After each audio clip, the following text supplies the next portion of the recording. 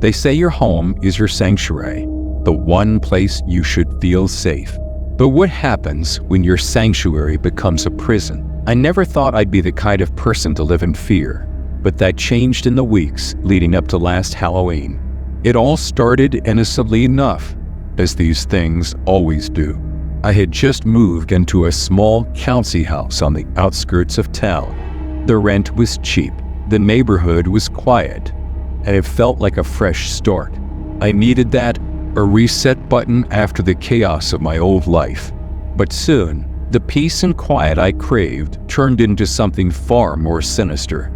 The first time I saw him, it was around midnight.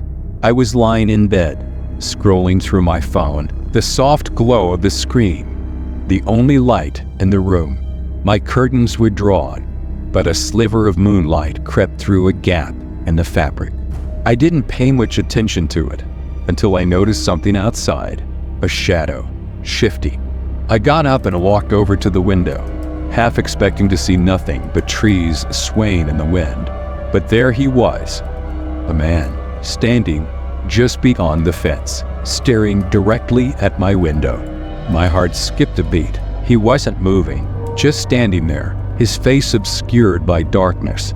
I wanted to believe it was nothing, maybe just someone taking a shortcut through the neighborhood, or even a trick of the light. I shut the curtain tightly and tried to push the image from my mind. But that night, I didn't sleep. The next day, I convinced myself that I'd imagined the whole thing. Maybe I was just on edge from moving, new surroundings, and all that. But when night fell again, that same unease crept back in. I kept glancing toward the window, half expecting to see him there again. At 2 a.m., I woke to a strange tapping sound. Groggy and disoriented, I lay still, straining to hear it again. I sat up in bed, my heart racing. It was coming from the window.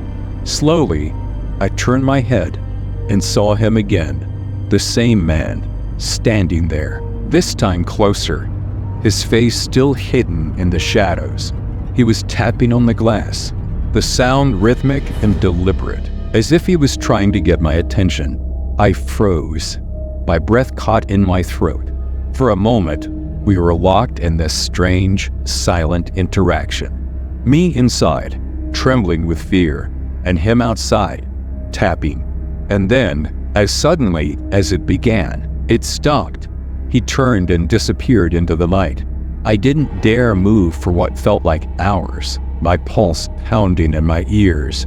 I called the police the next morning. But what could I tell them? That a man was standing outside my house, staring at me. I knew how it sounded, but to their credit, they sent an officer to patrol the area that night. Nothing happened.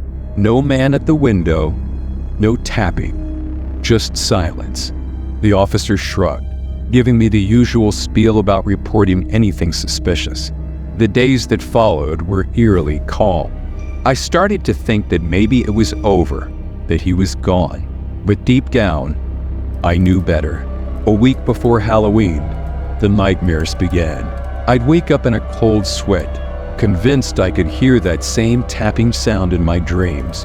Every night, I found myself checking the window, only to find nothing but darkness staring back at me.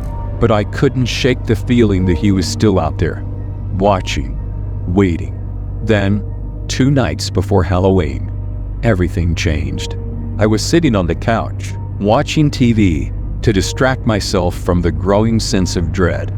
It was late, well past midnight, when I heard it again. My stomach dropped. This time, I didn't go to the window.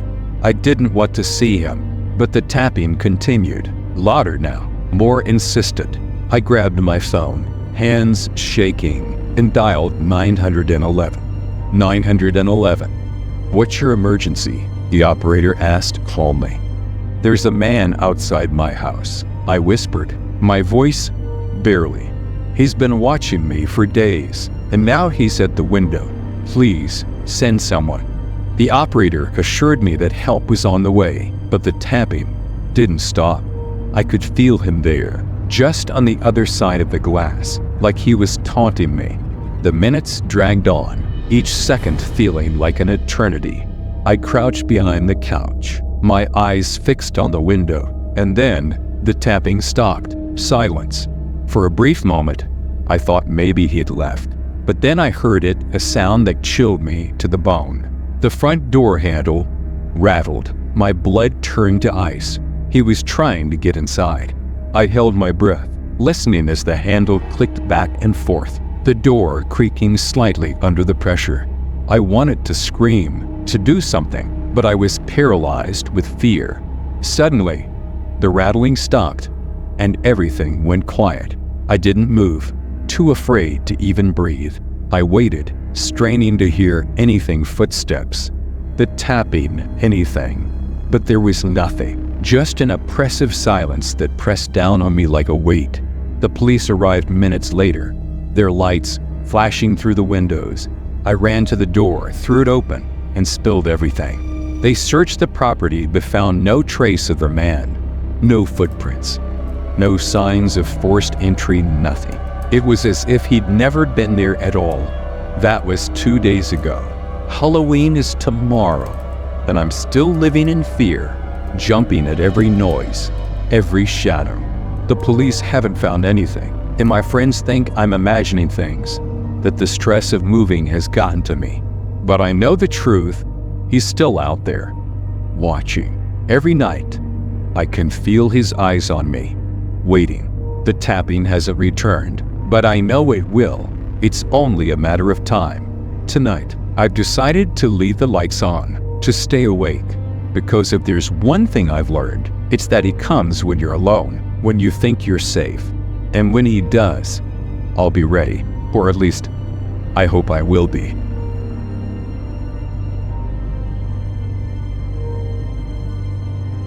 I never believed in ghosts, not until I moved into 49 Maple Street. It was a charming old house, tucked away in a quiet neighborhood, the kind of place people imagine starting a new life in. It was cheap, almost suspiciously cheap, but I needed a fresh start, and the price was too good to pass up. The first few days went by without incident. I spent my time unpacking, cleaning, and settling into my new space. The house had a certain charm, creaky wooden floors, a large bay window that let in the morning sun, and an old-fashioned fireplace that gave the place a cozy feel. It was perfect, or so I thought. It wasn't until the second week that I noticed the strange things. It started small lights flickering in the hallway, doors creaking open on their own. At first, I shrugged it off as the quirks of an old house, but then there were the footsteps. I remember the first night I heard them clearly. It was late, around 2 a.m., and I was lying in bed, half asleep. I heard the soft creak of footsteps on the floorboards, just outside my bedroom door. I froze, listening intently. They were slow, deliberate, moving up and down the hallway. At first, I thought it might be a neighbor or someone who had broken in. But when I sat up and opened the door, the hallway was empty. No one was there. My heart was pounding, but I tried to convince myself it was just the house settling, an old building creaking under its own weight. But the footsteps didn't stop. Night after night, I'd hear them. Slow, heavy steps that would pause outside my door, linger for a moment, and then move on. Each time I'd gather the courage to check. There was nothing. No one. Then, things started to escalate. One evening, I was sitting in the living room, flipping through an old book I found in one of the closets. It looked ancient, the pages yellowed and brittle, the cover worn from years of neglect. I wasn't paying much attention to the words, but then something caught my eye, a name, Emily. My breath caught in my throat. The book wasn't just a novel, it was a journal, and from what I could tell, it had been written by someone who lived in the house long before me. Emily had written about strange occurrences, much like what I'd been experiencing. Footsteps at night, doors opening by themselves, lights flickering. But there was one entry that sent chills down my spine. "I see him every night," she wrote. "The man in the hallway, He stands outside my door and watches, but he never comes in. I can't leave. He won't let me. The words blurred as my heart raced. The journal's last entry was dated October 31st, 1952. That was the last time anyone had heard from Emily. I put the journal down, trying to steady my breath. My rational mind was telling me this was all nonsense, that I was letting my imagination get the better of me. But deep down, I knew something wasn't right with this house. That night, I could barely sleep. Every creak of the floorboards, every gust of wind rattling the windows, made my heart race. I kept my door locked, but the footsteps still came. This time, they were louder, closer, as if whoever or whatever was in the house was getting braver. And then I heard it, a voice, barely above a whisper, calling my name. Sarah. My blood ran cold. I sat up in bed, my heart pounding in my chest.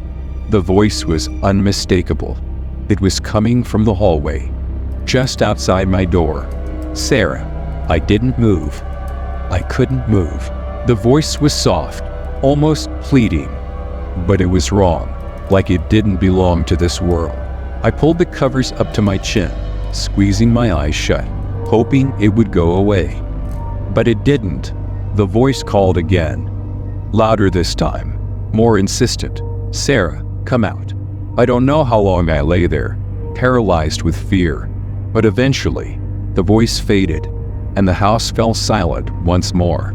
I stayed awake for the rest of the night, listening, waiting, but nothing else happened. The next morning, I called the realtor, demanding answers. I didn't expect much. Real estate agents don't usually tell you if a place is haunted, but to my surprise, she hesitated. There was an incident many years ago, she said carefully. A woman, Emily, disappeared on Halloween night in 1952. They never found her, but people say she haunts the house, waiting for someone to help her. I felt a chill run down my spine. I'd read Emily's journal. She had written about a man in the hallway. Had he taken her? Was she still trapped here, unable to move on? That night, I decided to confront whatever was in the house. I wasn't sure if it was Emily or the man she wrote about, but I couldn't live in fear any longer. Armed with nothing but a flashlight and the journal, I walked into the hallway at midnight, my heart pounding in my chest. The house was eerily quiet. I stood there, waiting, my hands trembling. And then I heard it. Footsteps, slow, deliberate, just like before. But this time, I didn't run. I stood my ground, shining the flashlight into the darkness. Emily, I called out, my voice shaky. The footsteps stopped. For a moment, there was only silence. And then I saw him, a figure, standing at the end of the hallway. He was tall, his face obscured by shadows, but I could feel his eyes on me. I held up the journal. I know you did, I said, my voice barely a whisper. I know about Emily. The figure didn't move, but I felt the air grow colder, the weight of his presence pressing down on me. And then, just as suddenly as he appeared, he was gone. The hallway was empty, the house silent. I moved out the next morning. I couldn't stay there. Not after what I'd seen, but I left the journal behind in the hopes that Emily might find peace, that someone else might help her where I couldn't. Sometimes I wonder if she's still there, trapped in that house, waiting for someone to hear her story. And I wonder if the man in the hallway is still watching, waiting for his next victim. Whatever the case, I'll never forget the haunting at 49 Maple Street, and I'll never stop hearing the sound of footsteps in the night.